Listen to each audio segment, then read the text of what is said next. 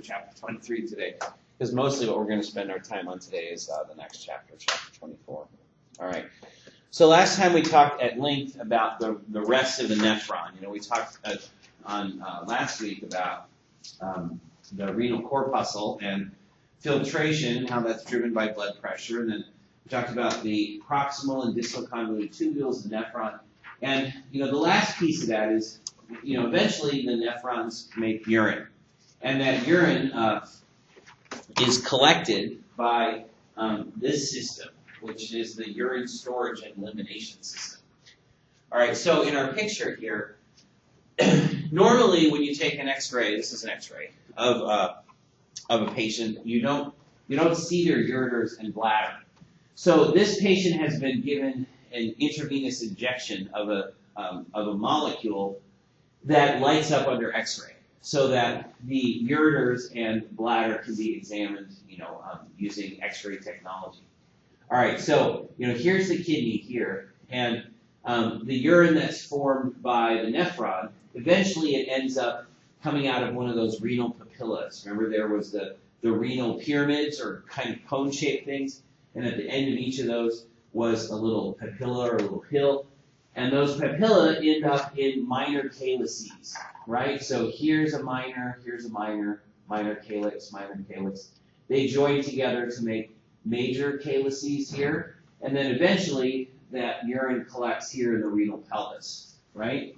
And then from the renal pelvis, the urine is carried to the bladder through the muscular tube that's called the ureter. So there's one of those on each side: collecting system, pelvis, ureter, and then the bladder. Now, this is a very, very full bladder. Typically, the bladder has kind of a concave as opposed to a convex appearance. But when they do these X-ray studies, they want the bladder full so that they can see the characteristic of the wall of the bladder. But you can see how the ureters enter there, and then you've got this big round bladder there. All right, so the bladder and urethra is in the same position in males and females, but because of the other anatomy, there are some differences. So, like, you know, here's the bladder in the female, here's the bladder in the male. So one of the relationships you see is with the uterus. So the uterus sort of sits right on top of the bladder. Now this is an empty bladder. So as it fills up, it's going to become more and more circular, and the non-pregnant uterus, anyway, sort of gets pushed back. But you can imagine, and we'll look at some pictures in our reproductive system chapter about, you know, if this was full of a baby, it's going to be pushing right onto the top of the bladder, which is one of the reasons why women in pregnancy have to urinate so frequently. But we'll talk more about that later. And then the most striking difference really is the urethra. So here's the urethra in the female, urethra in the male, big, long, twisty thing, as opposed to very short, straight thing, right? So again, that's one of the reasons why women get more bladder infections than men do, is this short, straight urethra doesn't offer much in terms of protection from the bacteria in the outside world. And then the last piece is, for the female, the bladder and urethra are totally separate from the reproductive tract, which is back here. In the male, from the prostate gland on, the urethra is shared between the reproductive tract, here's the vas deferens coming up, and the urinary system, here's the bladder. So in the male, reproductive system problems, like problems with the prostate, which is right here, can cause urination problems. So it can cause problems with the urinary system. All right.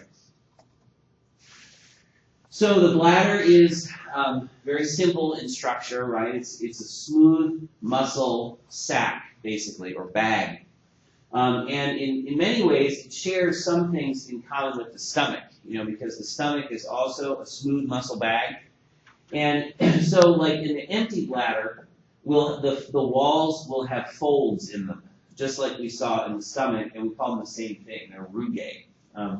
And the bladder expands in the same way the stomach expands. So we talked in the digestive tract about how as you're eating a meal, every time you swallow, the stomach gets a little larger, right? It relaxes, and as it relaxes, it expands. Well, the bladder does the same thing. You know, it isn't like a balloon. In other words, the urine coming down from the ureters doesn't inflate the bladder. The bladder gets larger as it needs to get larger. So, so even if there were no urine coming in, so to speak, the bladder could still relax and get bigger and bigger and bigger. So it's not an elastic process. It's a relaxation of smooth muscle process. All right. So the ureters come down behind it, which you can't see, and this is the opening of the ureters into the bladder. So it's kind of down low. And that makes sense because the ureters need to empty even when the bladder is mostly empty, right? So it wouldn't make sense to have the opening way up here because when the bladder is empty, that way up here is not where it is normally. So the ureters sort of come in at the bottom.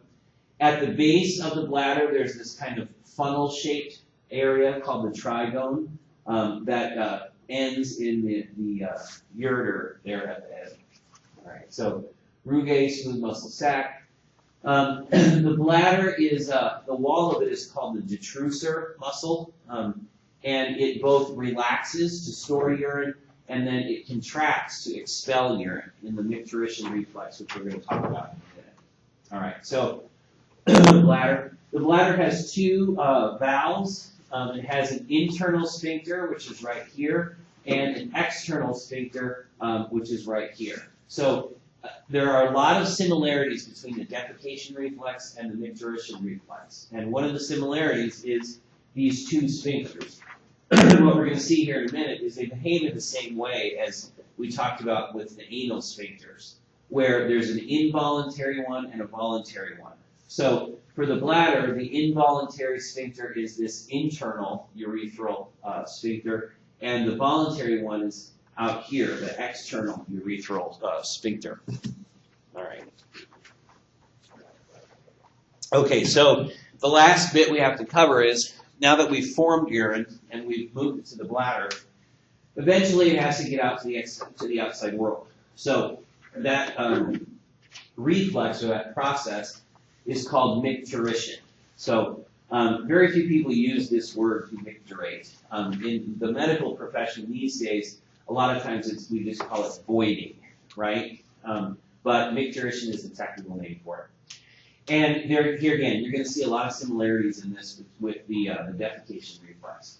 Okay, so it all starts right here, and that is with stretch of the bladder wall. So the bladder doesn't get stretched open, right? It relaxes itself into being larger and larger and larger until it can't get any larger. And at that point, as more urine enters the urinary bladder, the bladder stretches a little, right? It's being stretched by the urine trying to come in. Well, that stretch triggers the micturition reflex. So just like we saw with the digestive tract, we have a short loop and we have a long loop that goes up to the brain and back.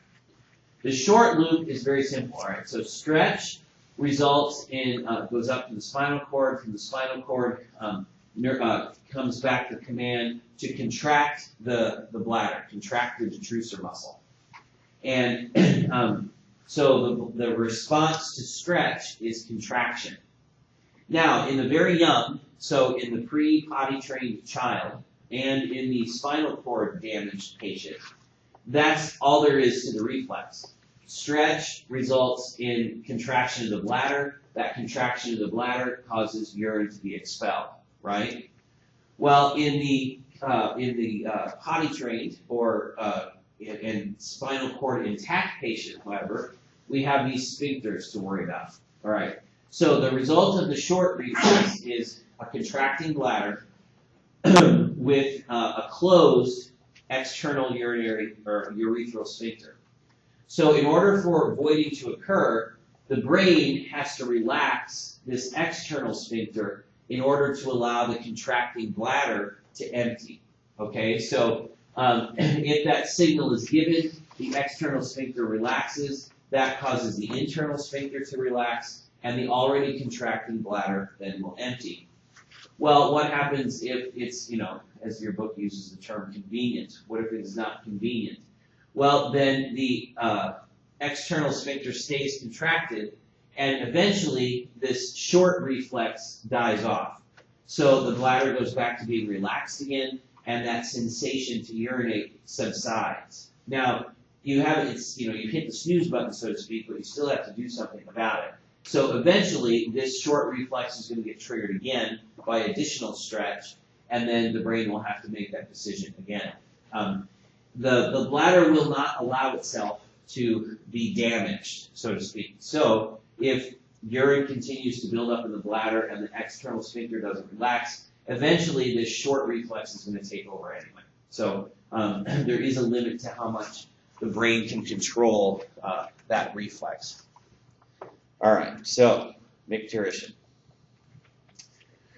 And just a couple of minutes on urinary symptoms. So, the common ones, when a patient presents with a urinary complaint, they usually have at least one of these. So one is flank pain.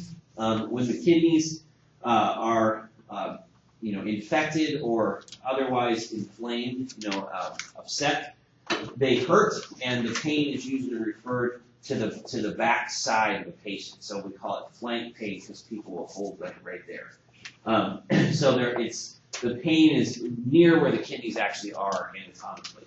So that's one. Dysuria is pain with urination, and that can result from all different kinds of illnesses. Probably the most common are infections of the urinary system, but there are other kinds of things that can cause cystitis, which is bladder irritation, or urethritis, which is irritation of the urethra. So dysuria.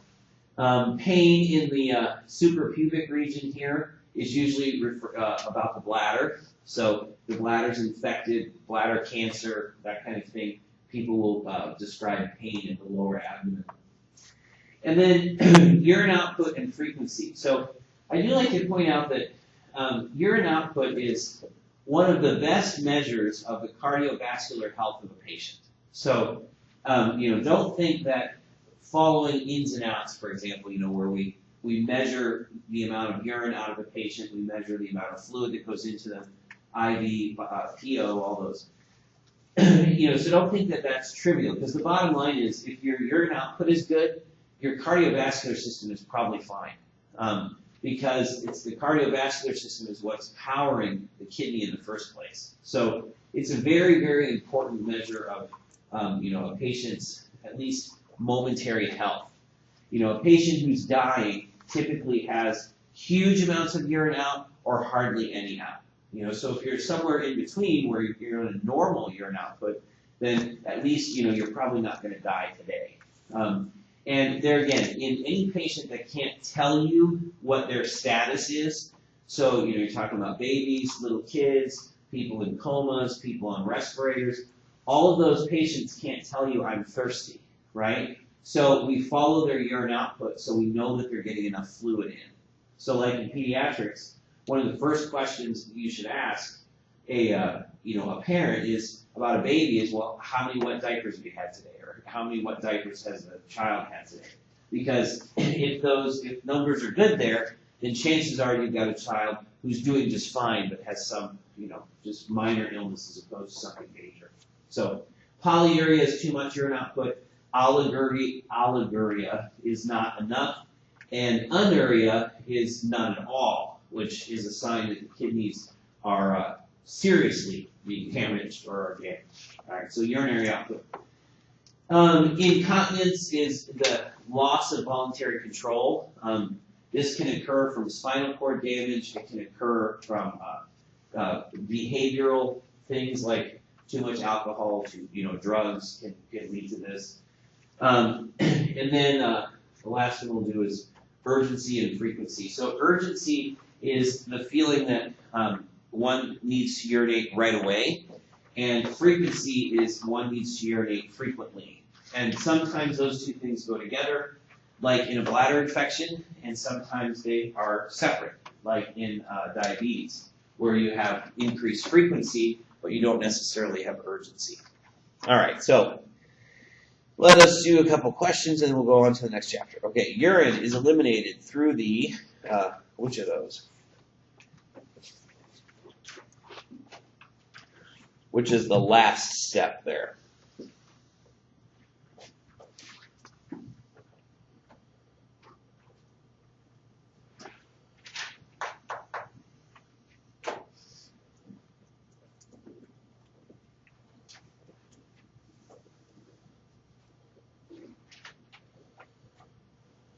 Did you get the question? No. Huh. Why not? Let's try this again. Did you get it now? No. Well, I'm hooked up here. 421142. My show having 5 students.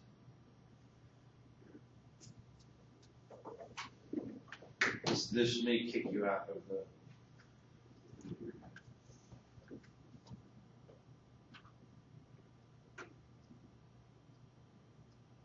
All right, I'm clearing the room, so. Man, it's a lot of actually. Any luck?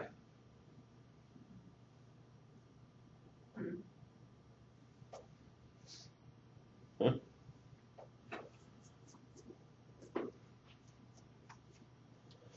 Well, here. We'll just move on here in a minute. But. Is it C? Oh, the correct answer there is yes, it's C. The urethra. Here, I don't know. One moment, please.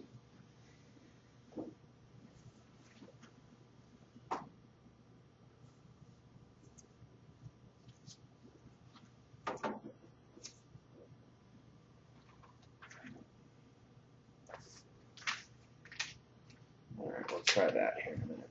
All right. During the micturition reflex, which of those things happens?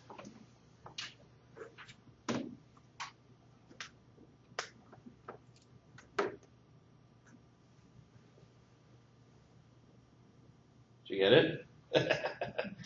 I'm sensing a theme today. All right, well, we'll just move on. All right, we'll look at the question. During the micturition reflex.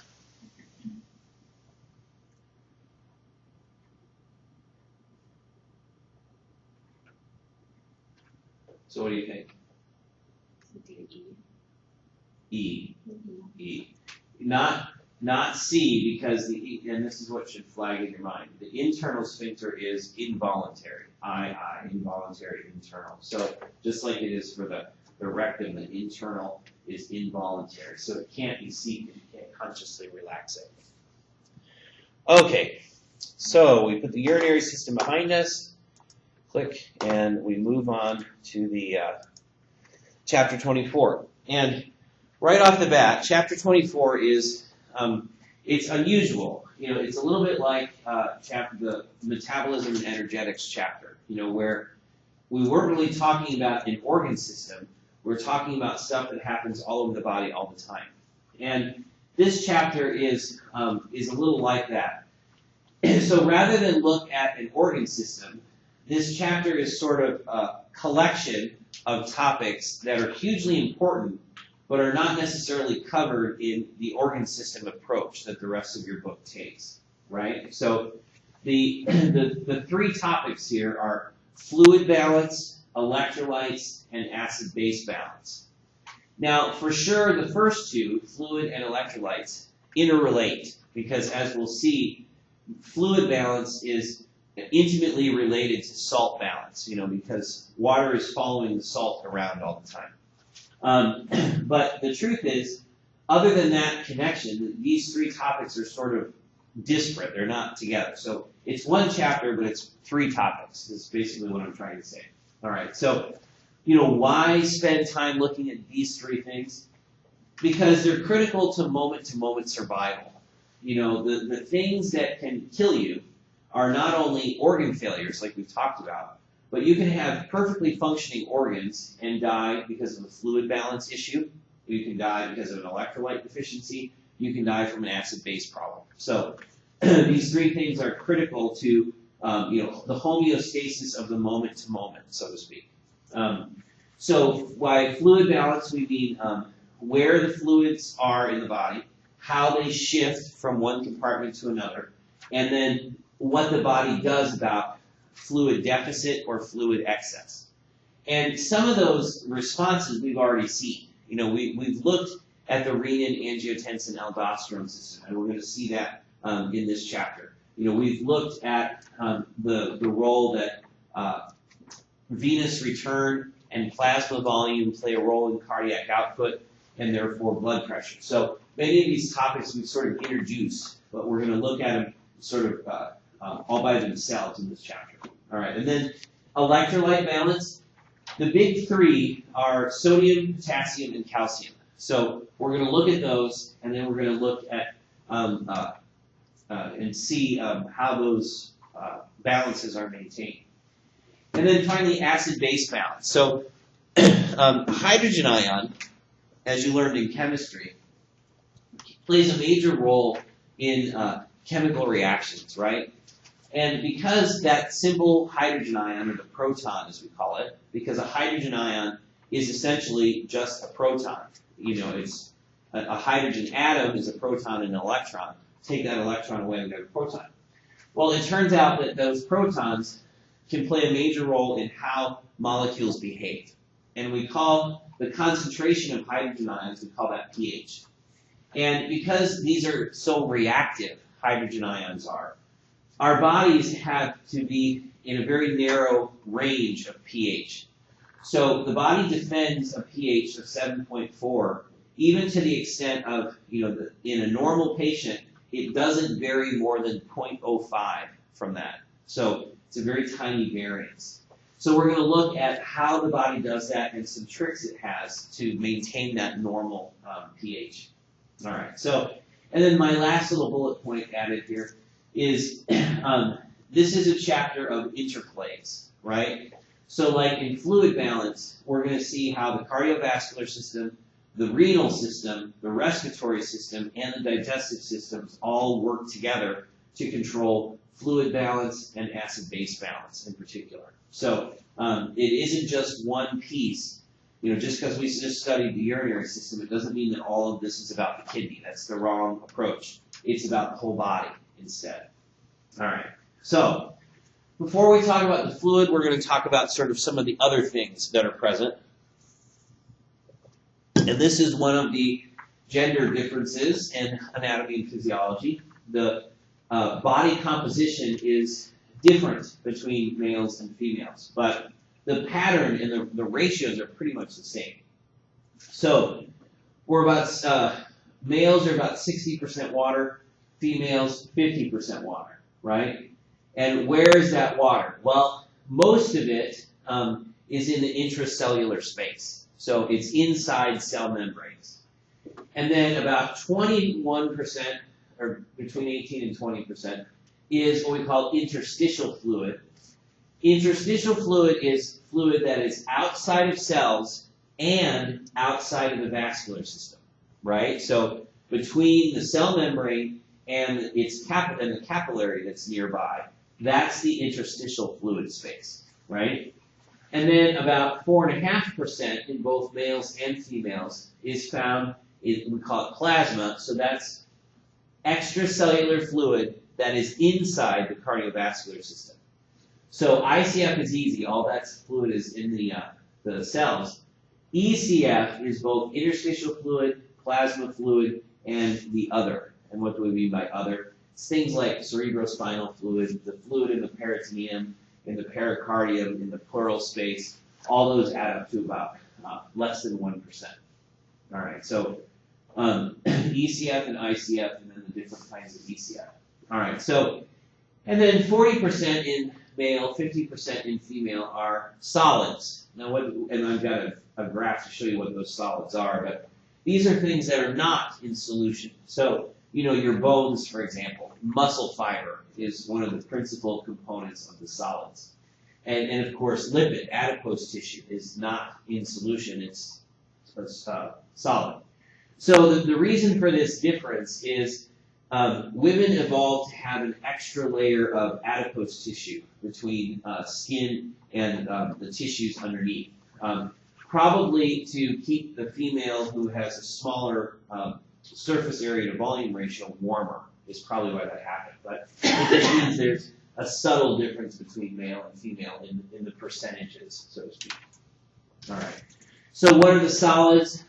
And this is for a 70-kilo minimum body fat individual. And I don't think they specify male or female here, but so most of it is protein. That's your muscles. Proteins. Your muscles make up a significant portion of your body weight, right? So muscle and fat are the two biggest ones. So we see that there. Then we have minerals. Most of this is calcium, right? So the calcium and phosphate that make up your bones. Then we get into carbohydrates. Carbohydrates are things like glycogen, which we talked about. Parts of hair and skin are carbohydrate, so we get that. And then everything else is down here. So that's what you're made of. Okay. But mostly we don't talk about that stuff because we talked about muscle in the last semester. We talked about bone in the last semester. So we're going to focus in on the fluid part. Okay, so what is being in fluid balance? In physics class or in science class in high school, you learned that matter is neither created or destroyed, right? Conservation of matter, which means, and we as human beings, we have to follow those laws of the universe too. So what goes in has to come out, so to speak, or be added to the person in the first place. So when you're in fluid balance, it means the amount of water that is coming in and the amount of water that you create equals your output. So let's just look at this example. So here we have 2,500 mLs in and out, so 2.5 liters, which really is not very much when you think about it. I mean, that's a 2-liter bottle. That's not a lot of necessarily a lot of water in a day. But so let's split that up. So most, in fact, almost all of the food we eat does contain water. If it didn't, it would not taste good because it would be very, very dry and would have a tendency to upset the mucosa in your mouth. So there's water in most of the food we eat. So that counts for about 1 liter. We drink water either plain or as parts of other things. There's water in coffee and tea and all that. So that's another 1.2 liters. And then if you're, this is highlight worthy, this line right here. Because we don't think like this, even though it's true. We actually create water too. So in this example, about 300 mLs, how did we make that? Well, when you take a carbohydrate and you feed it to the mitochondria, what you get out is carbon dioxide, ATP, and water. So all of that combustion, so to speak, all of that breakdown results in a noticeable amount of water being made. So you see the same thing, in the wintertime with automobiles. You'll see water dripping out of the tailpipe, right? It's because when you combust gasoline, you get CO2 and water. So that water has to go somewhere. In our bodies, it just gets added to the water pool, so to speak. So we make some. And then how do we get rid of water? Well, the one we were talking about last chapter, urination accounts for most of our water elimination.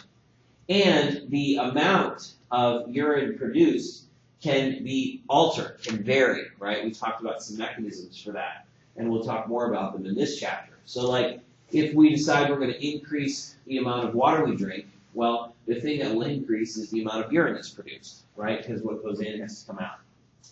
And then we have we call these the insensible losses. So urination can be measured. We can measure that in a patient in the hospital. We can even measure it, outpatient. And it says we can estimate water loss in the feces. But these two are practically impossible to measure, and those are evaporative losses. So, we evaporate water off our skin all day long, and we evaporate water every time we breathe as well. So some of the water that we take in quote unquote disappears. It doesn't show up in the urine, it doesn't show up in the feces, but it's disappearing anyway through evaporation. So, when we're managing a patient's fluid balance, we have to remember that there's more going on here than we can measure. So like when you're deciding how much IV fluid to give, one of the things you're going to consider is not only what their urine output has been, but what you assume to be their evaporative losses, their insensible losses. We call them insensible because we can't see them, we can't measure them. And these things can change. If you have a patient who is feverish, for example, their skin evaporation goes way up. If you have a patient who's like an asthmatic, who's breathing hard and fast, their evaporative losses in the lungs are going to go up. So you have to account for that when you're deciding how much IV fluid to give them. Okay, so here's that in, well, it's not exactly the same thing, but here's another depiction of that. We take in 2,200 mLs. We add a ton of secretion to that in order to do our digestion and absorption, and then we start reabsorbing. So, the small intestine reabsorbs 8 liters, the colon another 1.5 liters, and then we get out at 150 mLs from the feces there. All right. So all the water in the body is divided into 2 compartments, the ECF and the ICF, so the extracellular fluid and the intracellular fluid, right? So we can represent that with 2 boxes. So about 2/3 of the body's water is ICF, 1/3 ECF. Now, it's important to note that these 2 compartments are connected. Water can move very easily from compartment to compartment, right? And that matters because, if for some reason we were to lose water from one compartment or the other, water from the other compartment can move in to offset that loss. So, for example, all right, so here is our normal case, ICF and ECF, right? And for whatever reason, we lose water from the extracellular compartment. So it's a hot, dry day outside, or you've suffered a hemorrhage of some kind. So you lose some of your ECF. Well, because these 2 compartments are connected, the water from this can flow over to help make up for the lost water here. So what we see here is the ICF will shift to the ECF. Now, we haven't violated the laws of physics, so to speak. The total is still less. If you have a total and you subtract something, no matter how you rearrange it, you're never going to have as much as you have here, right? So we have a somewhat shrunk ICF and an ECF that's still smaller than this, but not as small as this. So what this means basically is we don't have to pay a lot of attention to whether the fluid is in the intracellular or extracellular fluid space, because the water can move between the 2. So, when we go to assess a patient's hydration status, we don't have to take a sample from inside a cell and a sample from outside, because the bottom line is the water can move between them anyway. So we call that redistribution. So like in our example here, if we were to add fluid back, let's say we gave them a bolus of IV fluids. Well, the extracellular fluid would increase, but then that extra water would push itself into the ICF, and then we get back up here again. So this can work in both directions.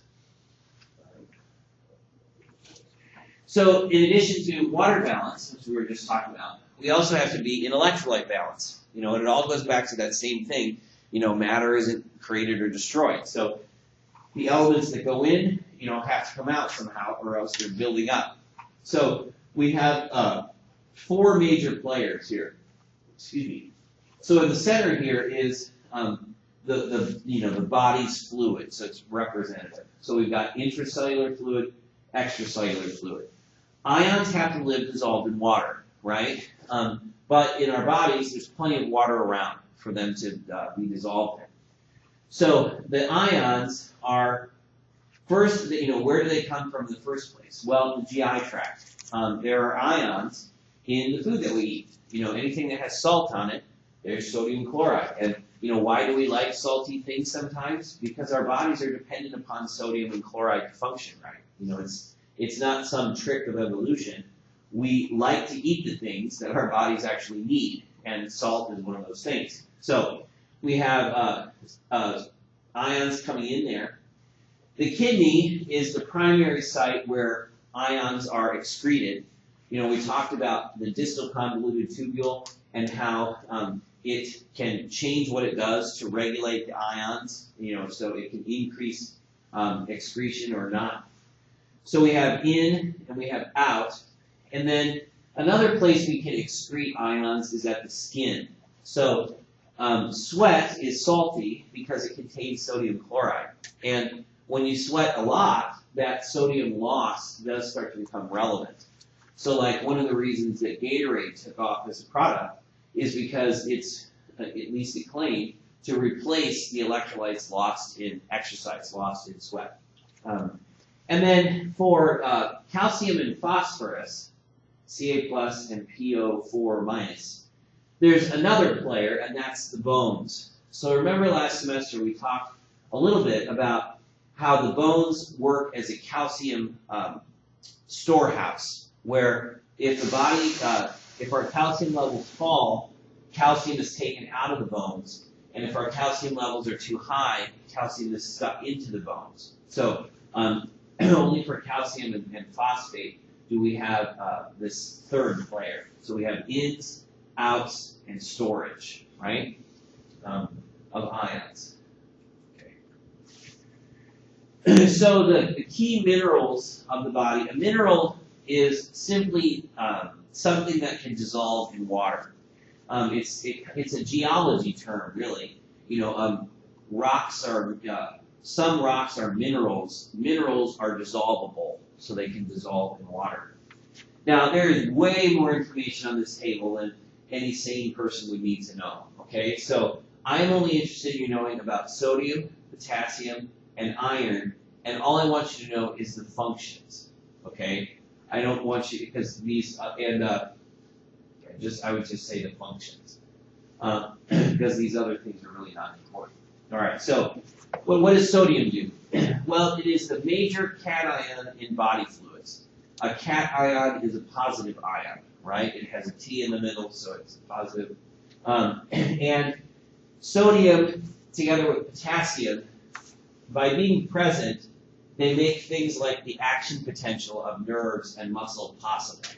Because they carry a charge, that charge can be used to convey information or trigger a change. So that's sodium. Sodium is primarily found outside of cells. So on the inside of cells, you might think that there's lots of sodium there, but there isn't. On the inside of cells, there's very little sodium and a lot of potassium. So these two sit in opposite each other. So sodium. Potassium is a major cation inside cells, so inside the cytoplasm. And both sodium and potassium are necessary for normal membrane function. When we talked about membrane potential last semester, it's that whole thing is built on sodium and potassium and how they're different inside than they are outside. So those are those two. Chloride, for its prevalence, chloride is prevalent all over the body. It doesn't do much. It doesn't participate in very many chemical reactions.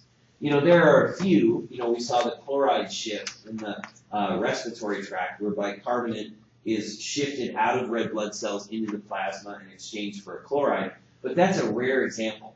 So oftentimes you can just kind of ignore chloride because it doesn't come up as clinically relevant very often. All right.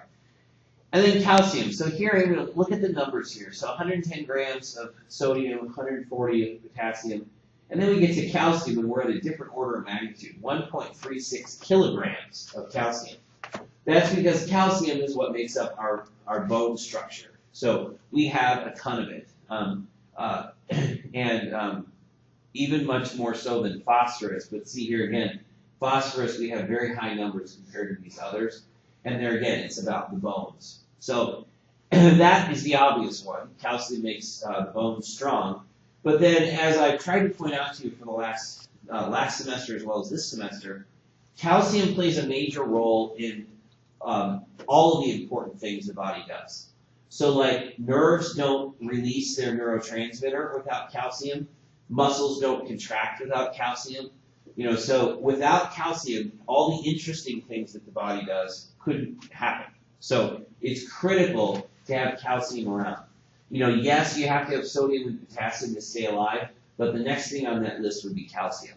And calcium is very reactive. So like in lethal injection, the way they used to execute was to give patients way too much calcium because calcium is that reactive.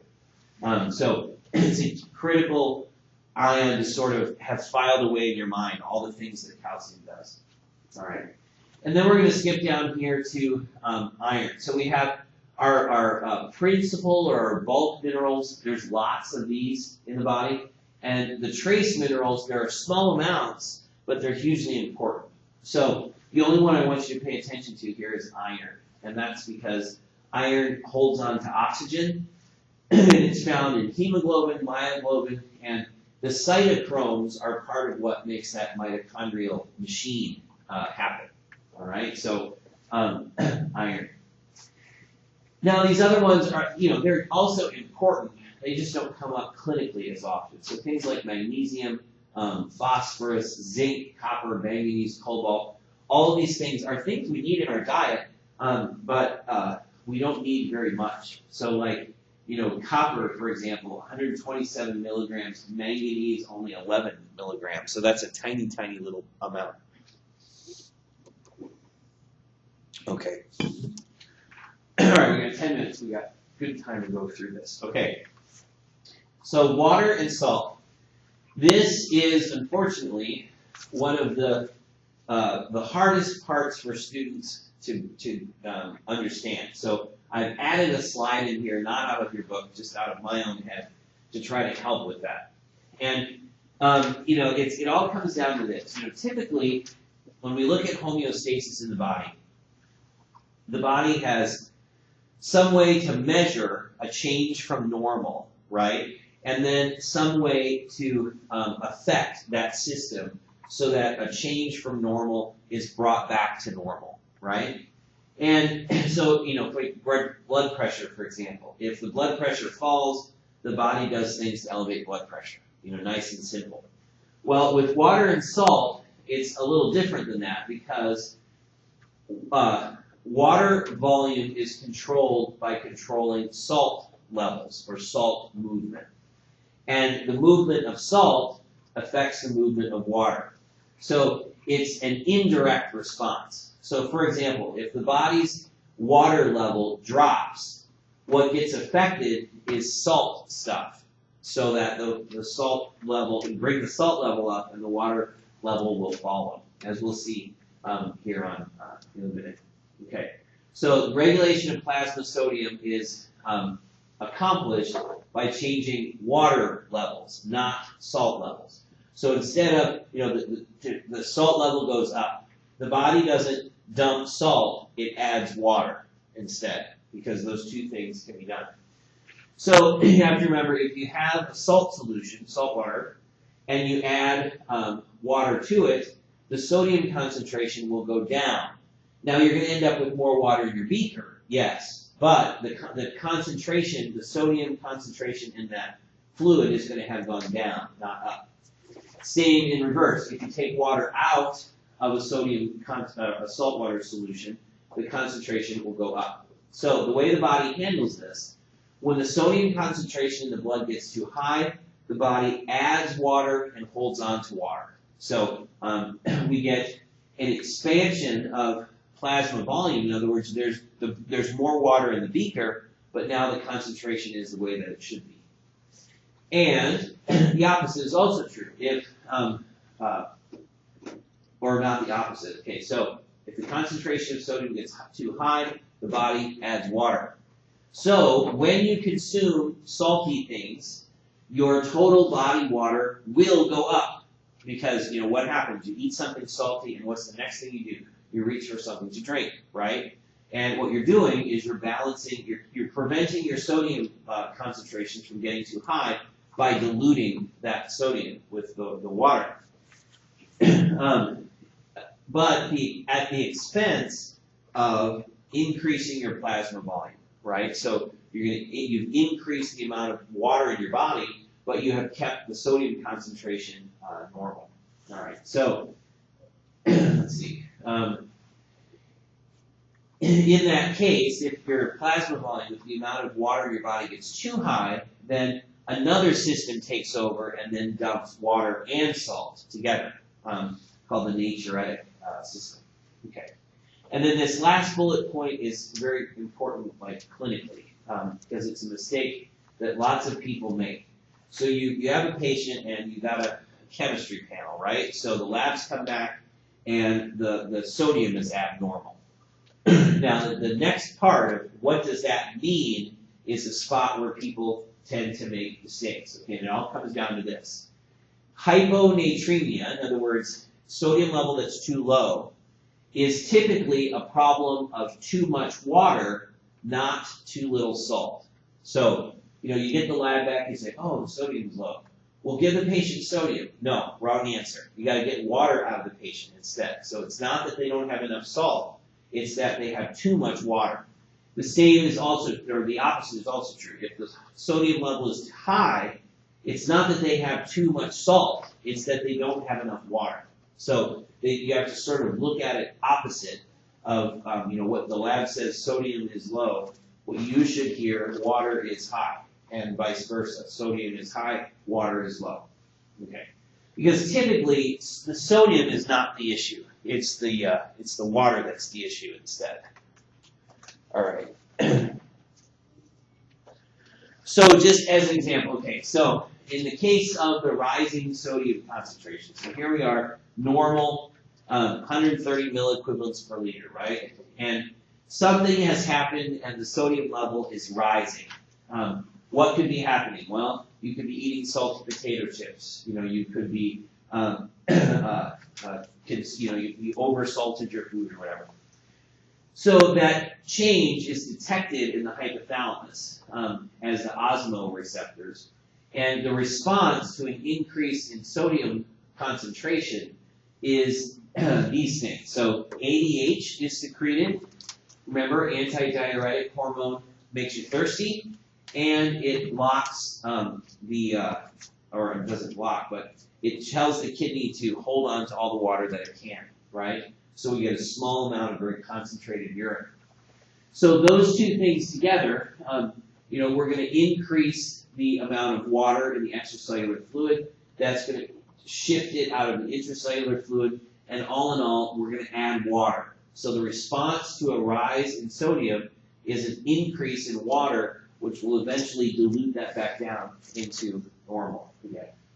All right, I think we're going to stop there because there's a bunch of these, and I kind of want to do them all at once, and we won't have time for that. So we'll call it a day there and pick up